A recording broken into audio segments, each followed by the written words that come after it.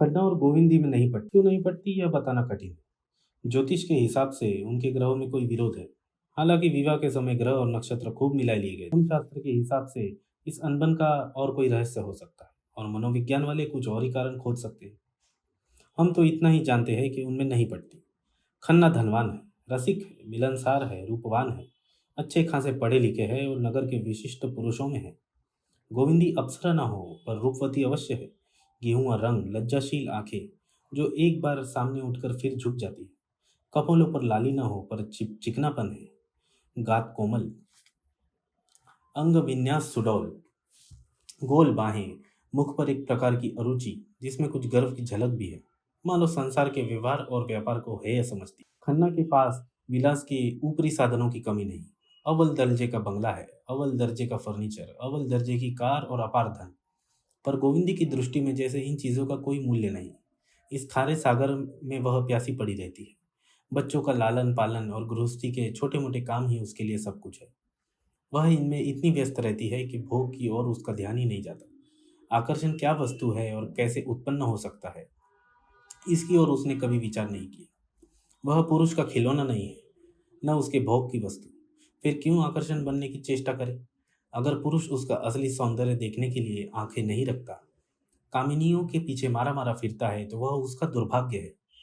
वह उसी प्रेम और निष्ठा से पति की सेवा किए जाती है जैसे द्वेष और मोह जैसी भावनाओं को उसने जीत लिया है। और यह अपार संपत्ति तो जैसे उसकी आत्मा को कुचलती रहती है। इन आडंबरों और पाखंडों से मुक्त होने के लिए उसका मन सदैव ललचाया रहता है। अपने सरल और स्वाभाविक जीवन में वह कितनी सुखी रह सकती थी, इसका वह नित्य स्वप्न देखती रहती है। तब क्यों मालती उसके मार्ग में आकर बाधक हो जाती? क्यों वैश्याओं के मुजरे होते? क्यों यह संदेह और बनावट और अशांति उसके जीवन पथ पे एक कांटा बनती? बहुत पहले जब वह बालिका विद्यालय में पढ़ती थी, उसे कविता का रोग लग गया था। यहाँ दुख और वेदना ही जीवन का तत्व है। संपत्ति और विलास तो केवल इसलिए है कि उसकी होली जलाई जाए, जो मनुष्य को असत्य और अशांति की ओर ले जाता है। वह अब कभी कभी कविता रचती थी, लेकिन सुनाए किसे? उसकी कविता केवल मन की तरंग या भावना की उड़ान न थी। उसके एक एक शब्द में उसके जीवन की व्यथा और उसके आंसुओं की ठंडी जलन भरी होती थी। किसी ऐसे प्रदेश में जा बसने की लालसा, जहां वह पाखंडों और वासनाओं से दूर अपनी शांत कुटियों में सरल आनंद का उपयोग करे। खन्ना कविताएं देखते तो उनका मजाक उड़ाते और कभी कभी फाड़ कर फेंकते थे। और संपत्ति की यह दीवार दिन दिन ऊंची हो जाती थी और दंपत्ति को एक दूसरे से दूर और पृथक कर जाती थी। खन्ना अपने ग्राहकों के साथ जितना ही मीठा और नम्र था, घर में उतना ही कटु और उद्दंड। अक्सर क्रोध में गोविंदी को अपशब्द कह बैठता। शिष्टा उसके लिए दुनिया को ठगने का एक साधन थी, मन का संस्कार नहीं। ऐसे अवसरों पर गोविंदी अपने एकांत कमरे में जा बैठती और रात की रात रोया करती। और खन्ना दीवान खाने में मुजरे सुनता या क्लब में जाकर शराब उड़ाता। लेकिन यह सब कुछ होने पर भी खन्ना उसका सर्वस्व था। वह दलित और अपमानित होकर भी खन्ना की लौंडी थी। उससे लड़ेगी, जलेगी, रोएगी, पर रहेगी उन्हीं की। उनमें पृथक जीवन की वह कोई कल्पना ही नहीं कर सकती थी। आज मिस्टर खन्ना किसी बुरे आदमी का मुंह देखकर उठे थे। सवेरे ही पत्र खोला तो उनके कई स्टॉक का दर गिर चुका था, जिसमें उन्हें कई हजार की हानि हो चुकी थी। शक्कर मिल के मजदूरों ने हड़ताल कर दी थी और दंगा फसाद करने का आमदा देते थे। नफे की आशा से चांदी खरीदी थी, मगर उसका दर आज और भी ज्यादा गिर गया था। राय साहब से जो सौदा हो रहा था, जिसमें उन्हें खासे नफे की आशा थी, वह कुछ दिनों के लिए टला हुआ जान पड़ता था। फिर रात को बहुत पी जाने के कारण इस वक्त सिर भारी था और देह टूटी रही। इस शोफर ने कार के इंजन में कुछ खराबी पैदा हो जाती कि बात यह थी कि लाहौर में उसके बैंक पर एक दीवानी मुकदमा दायर हो जाने का समाचार भी मिल गया। बैठे मन में झुंझला रहे थे, उसी वक्त गोविंदी ने आकर कहा, भीष्म का ज्वर आज भी नहीं उतरा, किसी डॉक्टर को बुला लो। भीष्म उनका सबसे छोटा पुत्र था और जन्म से ही दुर्बल होने के कारण उसे रोज एक न एक शिकायत बनी रहती थी। आज खांसी है तो कल बुखार, कभी पसली चली गई, कभी हरे पीले दस्त आ रहे हैं। 10 महीने का हो गया था, पर लगता था 5-6 महीने का। खन्ना की धारणा हो गई थी कि यह लड़का बचेगा नहीं, इसीलिए उसकी ओर से उदासीन रहते थे। पर गोविंदी इसी कारण उन्हें और सब बच्चों से ज्यादा चाहती थी। खन्ना ने पिता के स्नेह का भाव दिखाते हुए कहा, बच्चों को दवाओं का आदी न बना देना ठीक नहीं। और तुम्हें दवा पिलाने का मरज है, जरा कुछ हुआ तो डॉक्टर बुलाओ। एक रोज और देखो, और तीसरा ही दिन तो है, शायद आज आप ही उतर जाए। गोविंदी ने आग्रह किया। 3 दिन से नहीं उतरा, घरेलू दवाएं करके हार गई। खन्ना ने पूछा। अच्छी बात है, बुला देता हूँ। किसे बुलाऊँ? बुला लो डॉक्टर नाग को। अच्छी बात है, उन्हीं को बुलाता हूँ। मगर यह समझ लो कि नाम हो जाने से ही कोई अच्छा नहीं डॉक्टर हो जाता। नाग फीस चाहे जितनी ले ले, उनकी दवा से किसी को अच्छा होते नहीं देखा। वह तो मरीजों को स्वर्ग भेजने के लिए मशहूर है। तो जिसे चाहो बुला लो। मैंने तो नाग को इसलिए कहा था कि वह कई बार आ चुके हैं। मिस मालती को क्यों ना बुला लो? फीस भी कम और बच्चों का हॉल लेडी डॉक्टर जैसा समझेगी, कोई मर्द डॉक्टर नहीं समझ सकता। गोविंदी ने जलकर कहा। मैं मिस मालती को डॉक्टर नहीं समझती। खन्ना ने भी तेज आंखों से देखकर कहा। तो वह इंग्लैंड घास खोदने गई थी और हजारों आदमियों को आज जीवन दान दे रही है, यह सब कुछ कुछ नहीं होगा? मुझे उन पर भरोसा नहीं है। वह मर्दों को दिल का इलाज करती है और किसी की दवा उनके पास नहीं। बस ठन गई। खन्ना गरजने लगे, गोविंदी बरसने लगी। उनके बीच में मालती का नाम आ जाना मानो लड़ाई का अल्टीमेटम था। खन्ना ने सारे कागजों को जमीन पर फेंकते हुए कहा। तुम्हारे साथ जिंदगी तल्ख हो गई है। गोविंदी ने नुकीले स्वर में कहा। तो मालती से ब्याह कर लो ना। अभी क्या बिगड़ा है? अगर वह दाल गले? तुम मुझे क्या समझती हो? यही कि मालती तुम जैसों को अपना गुलाम बनाकर रखना चाहती है, पति बनाकर नहीं। तुम्हारी निगाह में मैं इतना जलील हूँ? और उन्होंने इसके विरुद्ध प्रमाण देना शुरू किया। मालती जितना उनका आदर करती है उतना शायद ही किसी का करती हो। राय साहब और राजा साहब को मुंह तक नहीं लगाती, लेकिन उनसे एक दिन भी मुलाकात न हो तो शिकायत करती है। गोविंदी ने इन प्रमाणों को एक फूंक में उड़ा दिया, इसीलिए कि वह तुम्हें सबसे बड़ा आंखों का अंधा समझती है। दूसरों को इतनी आसानी से बेवकूफ़ नहीं बना सकती। खन्ना ने डींग मारी। वह चाहे तो आज मालती से विवाह कर सकते हैं, आज भी। मगर गोविंदी को बिल्कुल विश्वास न था। तुम 7 जन्म नाक रगड़ो तो भी वह तुमसे विवाह न करेगी। तुम उसके टट्टू हो, तुम्हें घास खिलाएगी, कभी कभी तुम्हारा मुंह सहलाएगी, तुम्हारे पुट्ठों पर हाथ फेरेगी, लेकिन इसीलिए कि तुम्हारे ऊपर सवारी गांठे। तुम्हारे जैसे 1000 बुद्धू उसकी जेब में है। गोविंदी आज बहुत बढ़ जाती थी। मालूम होता है आज वह उनसे लड़ने पर तैयार होकर आई है। डॉक्टर को बुलाने का केवल बहाना था। खन्ना अपनी योग्यता और दक्षता और पुरुषत्व पर इतना बड़ा आक्षेप कैसे सह सकते थे? तुम्हारे ख्याल से मैं बुद्धू और मूर्ख हूँ? तो ये हजारों क्यों मेरे द्वार पर नाक रगड़ते हैं? कौन राजा और तालुकदार है जो मुझे दंडवत नहीं करता? सैकड़ों को उल्लू बनाकर छोड़ दिया है। यही तो मालती को विशेषता है कि जो औरों को सीधे उस तरह से मूड़ता है, वह उसे उल्टे छुरे से मूड़ती है। तुम मालती को चाहे जितनी बुरी बनाओ, तुम उसके पांव की धूल भी नहीं हो। मेरी दृष्टि में वह वैश्याओं से भी गई बीती है, क्योंकि वह पर्दे की आड़ में शिकार खेलती है। दोनों ने अपने अपने अग्निबाण छोड़ दिए। खन्ना ने गोविंदी को चाहे दूसरी कठोर से कठोर बात कही होगी, उसे इतनी बुरी न लगती, पर मालती से उसकी यह घृणित तुलना उसकी सहिष्णुता के लिए भी असहनीय थी। गोविंदी भी खन्ना को चाहे कुछ कहा हो, वह इतने गर्म न होते, लेकिन मालती का यह अपमान वह नहीं देख सकते। दोनों एक दूसरे को कोमल स्थलों से परिचित थे। दोनों के निशाने ठीक बैठे और दोनों तिल मिला उठे। खन्ना की आंखें लाल हो गई, गोविंदी का मुंह लाल हो गया। खन्ना आवेश में उठे और उसके दोनों कान पकड़कर जोर से ऐंठे और 3 तमाचे लगा दिए। गोविंदी रोती हुई अंदर चली गई। जरा देर में डॉक्टर नाग आए और सिविल सर्जन मिस्टर तौड आए और भीष्माचार्य नीलकंठ शास्त्री आए। पर गोविंदी बच्चे के लिए अपने कमरे में बैठी रही। किसने क्या कहा, क्या तफ्तीश की, उसे कुछ मालूम नहीं। जिस विपत्ति की कल्पना वह कर रही थी, वह आज उसके सिर पर आ गई थी। खन्ना ने आज जैसे उससे नाता तोड़ लिया, जैसे उसे घर से खदेड़ कर द्वार बंद कर दिया। जो रूप का बाजार लगाकर बैठती है, उसकी परछाई भी वह अपने ऊपर पड़ने नहीं देना चाहती है। वह उस पर पक्षोक्त रूप से शासन करे, यह न होगा। खन्ना उसके पति है, उन्हें उनको समझाने बुझाने का अधिकार है। उसकी मार को भी वह शिशोराध्याय कर सकती है, पर मालती का शासन असंभव। मगर बच्चे का ज्वर जब तक शांत न हो जाए वह हिल नहीं सकती। आत्माभिमान को भी कर्तव्य के सामने सिर झुकाना पड़ता है। दूसरे दिन बच्चे का ज्वर उतर गया था। गोविंदी ने एक तांगा मंगवाया और घर से निकली। जहाँ उसे उसका इतना अनादर है, वहाँ अब वह नहीं रह सकती।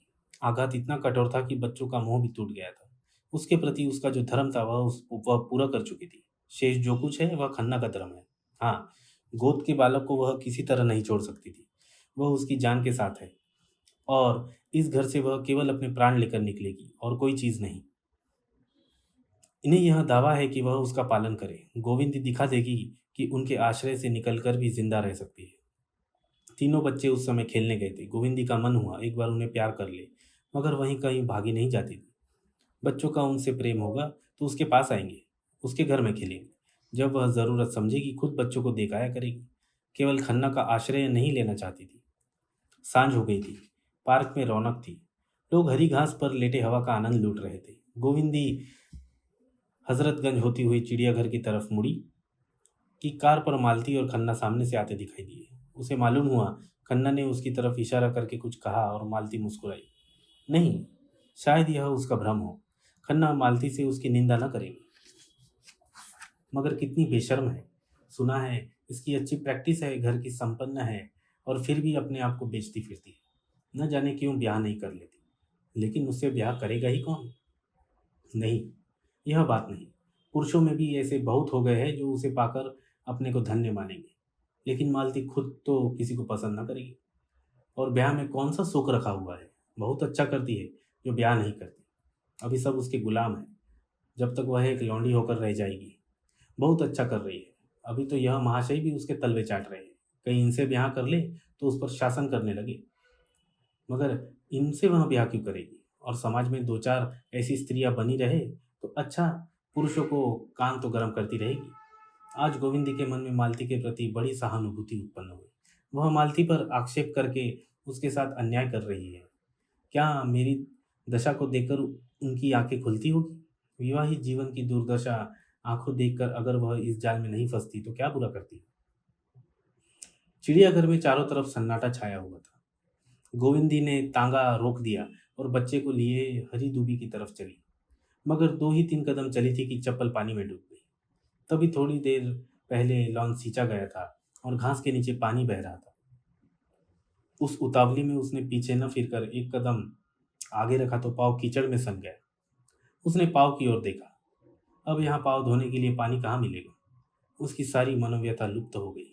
पाँव धोकर साफ करने की नई चिंता हुई। उसकी विचारधारा रुक गई। जब तक पाँव न साफ हो जाए वह कुछ नहीं सोच सकती। सहसा उसे एक लंबा पाइप घास में छिपा नजर आया जिसमें पानी बह रहा था। उसने जाकर पाँव धोए, चप्पल धोए, हाथ मुंह धोया, थोड़ा सा पानी चुल्लू में लेकर पिया और पाइप से उस पर सूखी जमीन पर जा बैठी।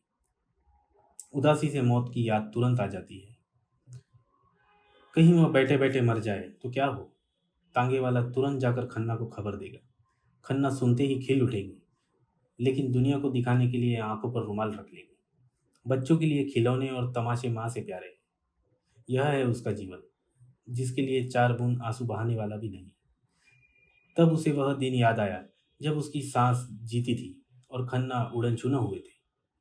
तब सांस का बात बात पर बिगड़ना बुरा लगता था। आज उसे सांस के उस क्रोध में स्नेह का रस घुल मिल जाना पड़ता है। तब वह सांस से रुक जाती है और सांस उसे दुलार कर मानती है। आज वह महीनों रूठी पड़ी रहे, किसे परवाह है? एकाएक उसका मन उड़कर माता के चरणों में जा पहुंचा। हाय, आज अम्मा होती तो क्यों उसकी यह दुर्दशा होती? उसके पास और कुछ न था। स्नेह भरी गोद तो थी, प्रेम भरा आंचल तो था। इसमें मुंह डालकर वह रो लेती, लेकिन नहीं, वह रोएगी नहीं। उस देवी को स्वर्ग में दुखी न बनाएगी। मेरे लिए वह जो कुछ ज्यादा से ज्यादा कर सकती थी वह कर गई। मेरे कर्मों की सातिन होना तो उसके वश की बात नहीं। और वह क्यों रोए? अब किसकी अधीन नहीं है। वह अपने गुजर भर को कमा सकती है। वह कल ही गांधी आश्रम से चीजें लेकर बेचना शुरू कर देगी।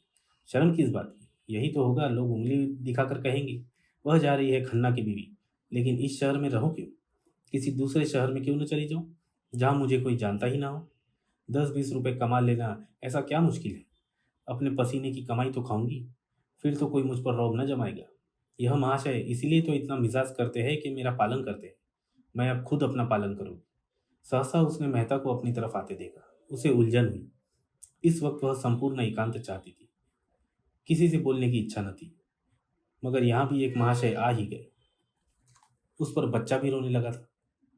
मेहता ने समीप आकर विस्मय के साथ पूछा, आप इस वक्त यहाँ क्या कैसे आ गई? गोविंदी ने बालक को चुप कराते हुए कहा, उसी तरह जैसे आप आ गए। मेहता ने मुस्कुरा कर कहा, मेरी बात न चलाइए। धोबी का कुत्ता न घर का न घाट का। लाइए मैं बच्चों को चुप करा देता हूँ। आपने यह कला कब सीखी? अभ्यास करना चाहता हूँ, इसकी परीक्षा जो होगी। अच्छा, परीक्षा के दिन करीब आ गए। यह तो मेरी तैयारी पर है। जब तैयार हो जाऊंगा बैठ जाऊंगा। छोटी छोटी उपाधियों के लिए हम पढ़ पढ़ कर आंख फोड़ लिया करते हैं, तो यह तो जीवन व्यापार की परीक्षा है।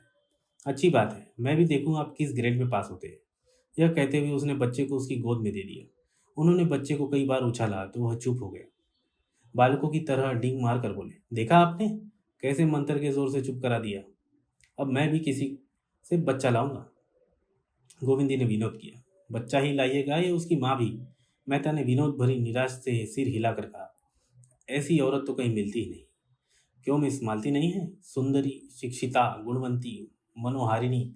और आप क्या चाहते हैं? मिस मालती में वह बात नहीं है जो मैं अपनी स्त्री में देखना चाहता हूँ। गोविंदी ने इस कुत्सा का आनंद लेते हुए कहा। उसमें क्या बुराई है सोनू? भौरे तो हमेशा घेरे रहते हैं। मैंने सुना है आजकल पुरुषों को ऐसी ही औरतें पसंद आती है। मेहता ने बच्चे के हाथ में अपनी मूछों की रक्षा करते हुए कहा। मेरी स्त्री कुछ और ही ढंग की होगी। वह ऐसी होगी जिसकी मैं पूजा कर सकूंगा। गोविंदी अपनी हंसी न रोक सके। तो आप स्त्री नहीं कोई प्रतिमा चाहते हैं? स्त्री तो ऐसी शायद ही मिले। जी नहीं, ऐसी एक देवी शहर में है। सच? मैं भी उसके दर्शन करती और उसी तरह बनने की चेष्टा करती। आप उसे खूब जानती है। एक लखपति की पत्नी है, पर विलास को तुच्छ समझती है। जो उपेक्षा और अनादर सहकर भी अपने कर्तव्य से विचलित नहीं होती। जो मातृत्व को वेदी पर अपने को बलिदान करती है। जिसके लिए त्याग ही सबसे बड़ा अधिकार है। जो इस योग्य है कि उसकी प्रतिमा बनाकर पूजी जाए। गोविंदी के हृदय में आनंद का कंपन हुआ। समझ कर भी न समझने का अभिनय करते हुए बोली। ऐसी स्त्री की आप तारीफ करते हैं, मगर मेरी समझ में वह दया की पात्र है।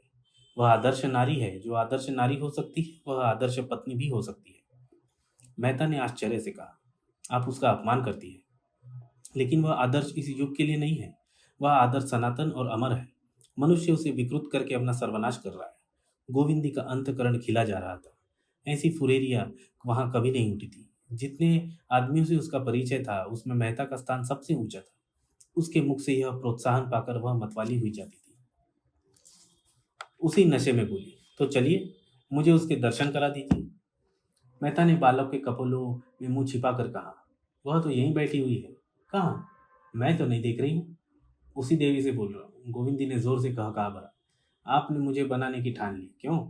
मेहता ने श्रद्धावान होकर कहा। देवी जी, आप मेरे साथ अन्याय कर रही है और मुझे मुझसे ज्यादा अपने साथ। संसार में ऐसे बहुत कम प्राणी हैं जिनके प्रति मेरे मन में श्रद्धा हो। उन्हीं में एक आप है। आपका धैर्य और त्याग और शील और प्रेम अनुपम है। मैं अपने जीवन में सबसे बड़ा सुख की कल्पना कर सकता हूँ वह आप जैसी देवी के चरणों की सेवा। जिस नारीत्व को मैं अब आदर्श मानता हूँ आप उसी की सजीव प्रतिमा है। गोविंदी की आंखों से आनंद के आंसू निकल पड़े। इस श्रद्धा कवच को धारण करके वह किस विपत्ति का सामना न करेगी। उसके रोम रोम में जैसे मृदु संगीत की ध्वनि निकल पड़ी। उसने अपने रमीनत्व का उल्लास मनाकर दबाकर कहा। आप दार्शनिक क्यों हुए मेहता जी? आपको तो कवि होना चाहिए था। मेहता सरलता से हंसकर बोले। क्या आप समझती है बिना दार्शनिक हुए ही कोई कवि हो सकता है? दर्शन तो केवल बीच की मंजिल है। तो तभी आप कवित्व के रास्ते में हैं। लेकिन आप यह भी जानते हैं कि कवि को संसार में कभी सुख नहीं मिलता। जिसे संसार दुख कहता है वह कवि के लिए सुख है। धन और ऐश्वर्य, रूप और बल, विद्या और बुद्धि, ये विभूतियां संसार को चाहे कितनी ही मोहित कर ले, कवि के लिए यह जरा भी आकर्षण नहीं है। उसके मोद और आकर्षण की वस्तु तो बुझी हुई आशाएं और मिटी हुई स्मृतियां, टूटे हुए हृदय के आंसू हैं। जिस दिन यह विभूतियों में उसका प्रेम न रहेगा उस दिन वह कवि न रहेगा। दर्शन जीवन के इन रहस्यों से केवल विनोद करता है। कवि उनमें लय हो जाता है। मैंने आपकी दो चार कविताएं पढ़ी है और उनमें जितनी पुलक, जितना कंपन, जितनी मधुर व्यथा, जितना रुलाने वाला उन्माद पाया है वह मैं जानता हूँ। प्रकृति ने हमारे साथ कितना बड़ा अन्याय किया है कि आप जैसी कोई दूसरी देवी नहीं बनाई। गोविंदी ने हसरत भरे स्वर से कहा। नहीं मेहता जी, यह आपका भ्रम है। ऐसी नारियां यहाँ आपको गली गली में मिलेगी और मैं तो उन सब से गई बीती हूँ। जो स्त्री अपने पुरुष को प्रसन्न न कर सके, अपने को उसके मन की न बना सके, वह भी कोई स्त्री हुई? मैं तो कभी कभी सोचती हूँ कि मालती से यह कला सीखूं। जहाँ मैं असफल हूँ वहाँ वह सफल है। मैं अपने को भी अपना नहीं समझ सकी, वह दूसरों को भी अपना बना लेती है। क्या यह उसके लिए श्रेय की बात नहीं है? मेहता ने मुंह बनाकर कहा। शराब अगर लोगों को पागल कर देती है तो इसीलिए उसके क्या पानी से अच्छा समझा जाए जो प्यास बुझता है, जलाता है और शांत करता है। गोविंदी ने विनोद की शरण लेकर कहा। कुछ भी हो, मैं तो यह देखती हूँ कि पानी मारा मारा फिरता है और शराब के लिए घर द्वार बिक जाते हैं। और शराब जितनी ही तेज और नशीली हो उतनी ही अच्छी। मैं तो सुनती हूँ आप भी शराब के उपासक है। गोविंदी निराशा से उस दशा की ओर पहुंच गई जब आदमी को सत्य और धर्म से भी संदेह होने लगता है। लेकिन मेहता का ध्यान उधर न गया। उसका ध्यान तो वाक्य के अंतिम भाग पर ही चिमट कर रह गया। अपने मसलहत पर उसने जितनी लज्जा और शोक आज हुआ, उतना बड़े बड़े उपदेश सुनकर भी न हुआ। तर्कों का उसके पास जवाब था और वो भी मुंहतोड़, लेकिन यह मीठी चुटकी का उनके पास कोई जवाब न सूझा। वह पछताए कि कहाँ उन्हें शराब की युक्ति सूझी। उन्होंने खुद मालती की शराब से उपमा दी थी। उनका वार अपने ही सिर पर पड़ा। लज्जित होकर बोले, देवी जी, मैं स्वीकार करता हूँ कि मुझ में यह आसक्ति है।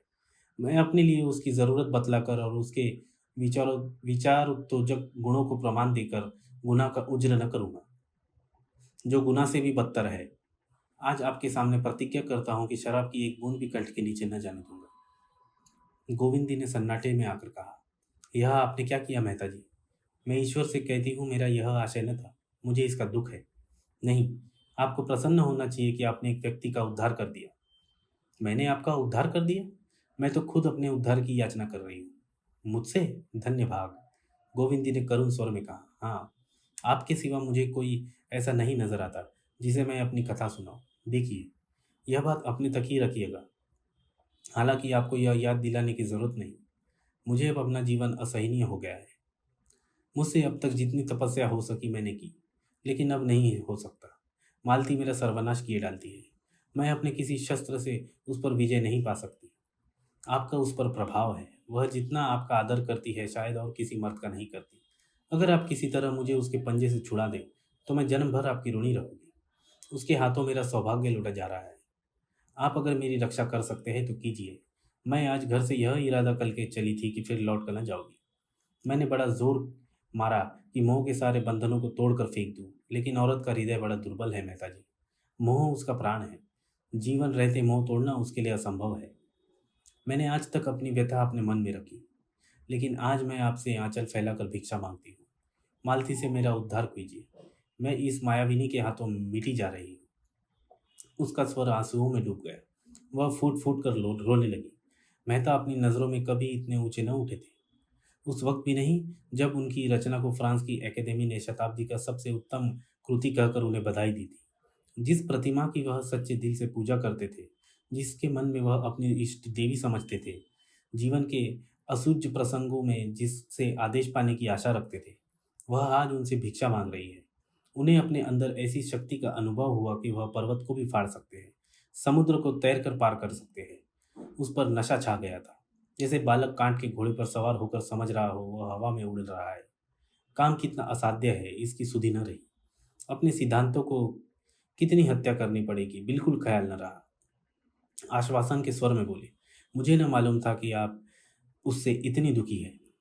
मेरी बुद्धि का दोष, आंखों का दोष, कल्पना का दोष, और क्या कहूँ, वरना आपको इतनी वेदना क्यों सहनी पड़ती? गोविंदी को शंका हुई, बोली, लेकिन सिंहनी से उसका शिकार छीनना आसान नहीं है, यह समझ लीजिए। मेहता ने दृढ़ता से कहा, नारी हृदय धरती के समान है, जिसमें मिठास भी मिल सकती है, कड़वापन भी। उसके अंदर पड़ने वाले बीज में जैसी शक्ति हो। आप पछता रहा होगे, कहाँ मैं आज इस मुलाकात में हो गई। मैं अगर कहूँ कि मुझे आज ही जीवन का वास्तविक आनंद मिला है तो शायद आपको विश्वास न आए। मैंने आपके सिर पर इतना बड़ा भार रख दिया। मेहता ने श्रद्धा मधुर स्वर में कहा, आप मुझे लज्जित कर रही है देवी जी। मैं कह चुका हूँ, मैं आपका सेवक हूँ। आपके हित में मेरे प्राण भी निकल जाए तो मैं अपना सौभाग्य समझूंगा। इसे कवियों का भावावेश न समझिए। यह मेरे जीवन का सत्य है। मेरे जीवन का क्या आदर्श है, आपको यह बतला देने का मोह मुझे नहीं रुक सकता। मैं प्रकृति का पुजारी हूँ और मनुष्य को उसके प्राकृतिक रूप में देखना चाहता हूँ, जो प्रसन्न होकर हंसता है, दुखी होकर रोता है और क्रोध में आकर मार डालता है, जो दुख और सुख दोनों का दमन करे, जो रोने को कमजोरी और हंसने को हल्कापन समझते। उनसे मेरा कोई मेल नहीं। जीवन मेरे लिए आनंदमय क्रीड़ा है, सरल स्वच्छंद, जहाँ कुत्सा, ईर्ष्या और जलन के लिए कोई स्थान नहीं। मैं भूत की चिंता नहीं करता, भविष्य की परवाह नहीं करता। मेरे लिए वर्तमान ही सब कुछ है। भविष्य की चिंता हमें कायर बना देती है। भूत का भार हमारी कमर तोड़ देता है। हम में जीवन की शक्ति इतनी कम है कि भूत और भविष्य में फैला देने से वह और भी क्षीण हो जाती है। हम व्यर्थ का भार अपने ऊपर लादकर रूढ़ियों और विश्वासों और इतिहासों के मलबे के नीचे दबे पड़े हैं। उठने का नाम नहीं लेते। वह सामर्थ्य ही नहीं रही, जो शक्ति, जो स्फूर्ति मानव धर्म को पूरा करने के लिए लगनी चाहिए। सहयोग में, भाईचारे में वह पुरानी अदावतें का बदला लेने और बाप दादा का ऋण चुकाने की भेंट हो जाती है। और जो यह ईश्वर और मोक्ष का चक्कर है, इस पर तो मुझे हंसी आती है। यह मोक्ष और उपासना अहंकार का पराकाष्ठा है, जो हमारी मानवता को नष्ट किए डालती है। यहाँ जीवन है, क्रीड़ा है, चहक है, प्रेम है, वही ईश्वर है। और जीवन को सुखी बनना ही उपासना है और मोक्ष है। ज्ञानी कहता है, ओंठों पर मुस्कुराहट न आए, आंखों में आंसू न आए। मैं कहता हूँ, अगर तुम हंस नहीं सकते और रो नहीं सकते तो तुम मनुष्य नहीं हो, पत्थर हो। वह ज्ञान जो मानवता को पीस डाले ज्ञान नहीं है, कोलू है। मगर क्षमा कीजिए, मैं तो एक पूरी स्पीच ही दे गया। अब देर हो रही है, चलिए मैं आपको पहुंचा दूं। बच्चा भी मेरी गोद में सो गया है। गोविंदी ने कहा, मैं तो तांगा लाई हूँ, तांगे को यहीं से विदा कर देता हूँ। मेहता तांगे के पैसे चुका कर लौटे तो गोविंदी ने कहा, लेकिन आप मुझे कहाँ ले जाएंगे? मेहता ने चौंक कर पूछा। क्यों, आपके घर पहुंचा दूँ? वह मेरा घर नहीं है मेहता जी। और क्या मिस्टर खन्ना का घर है? यह भी क्या पूछने की बात है? अब वह मेरा घर नहीं रहा। जहाँ अपमान और धिक्कार मिले, उसे मैं अपना घर नहीं कह सकती, न समझ सकती। मेहता ने डर भरे स्वर में कहा, जिसका एक एक अक्षर उसके अंतकरण से निकल रहा था। कहा, नहीं देवी जी, वह घर आपका है और सदैव रहेगा। उस घर की आपने सृष्टि की है, उसके प्राणियों की सृष्टि की है। आप प्राण जैसे देह का स्वचालन करता रहा है। प्राण निकल जाए तो देह की क्या गति होगी? मातृत्व महान गौरव का पद है देवी जी, और गौरव के पद में कहाँ अपमान और कहाँ धिक्कार और तिरस्कार नहीं मिलता। माता का काम जीवन दान देना है। जिसके हाथों में इतनी अतुल्य शक्ति है, उसे इसकी क्या परवाह कि कौन उससे रूठता है, कौन बिगड़ता है। प्राण के बिना जैसे देह नहीं रह सकता, उसी तरह प्राण का भी देह ही सब कुछ उपयुक्त स्थान है। मैं आपको धर्म और त्याग का क्या उपदेश दूं? आप तो उसकी सजीव प्रतिमा है। मैं तो यही कहूंगा कि, गोविंदी ने अधीर होकर कहा, लेकिन मैं केवल माता ही तो नहीं हूँ, नारी भी तो हूँ। मेहता ने 1 मिनट और मौन रखने के बाद कहा, हाँ है, लेकिन मैं समझता हूँ कि नारी केवल माता है, और इसके उपरांत वह जो कुछ है वह सब मातृत्व का उपक्रम मात्र। मातृत्व संसार की सबसे बड़ी साधना, सबसे बड़ी तपस्या, सबसे बड़ा त्याग और सबसे महान विजय है। एक शब्द में उसे लय कहूंगा, जीवन का, व्यक्तित्व का और नारीत्व का भी। आप मिस्टर खन्ना के विषय में इतना ही समझ ले कि वह अपने होश में नहीं है। वह जो कुछ कहते या करते हैं, वह उन्माद की दशा में करते हैं, मगर यह उन्माद शांत होने में बहुत दिन न लगेंगे, और वह समय बहुत जल्द आएगा जब वह आपको अपनी इष्ट देवी समझेंगे। गोविंदी ने इसका कुछ जवाब न दिया, धीरे धीरे कार की ओर चली। मेहता ने बढ़कर कार का द्वार खोल दिया। गोविंदी अंदर जा बैठे। कार चली, मगर दोनों मौन थे। गोविंदी जब अपने द्वार पर पहुंचकर कार से उतरी तो बिजली के प्रकाश में मेहता ने देखा उसकी आंखें सजल है। बच्चे घर में से निकल आए और अम्मा अम्मा कहते हुए माता से लिपट गए। गोविंदी के मुख पर मातृत्व की उज्जवल गौरवनीय ज्योति चमक रही उठी। उसने मेहता से कहा, इस कष्ट के लिए आपका बहुत धन्यवाद, और सिर नीचा कर लिया। आंसू की एक बूंद उसके कपोल पर आ गिरी थी। मेहता की आंखें भी सजल हो गई। इस ऐश्वर्य और विलास के बीच में भी यह नारी हृदय कितना दुखी है।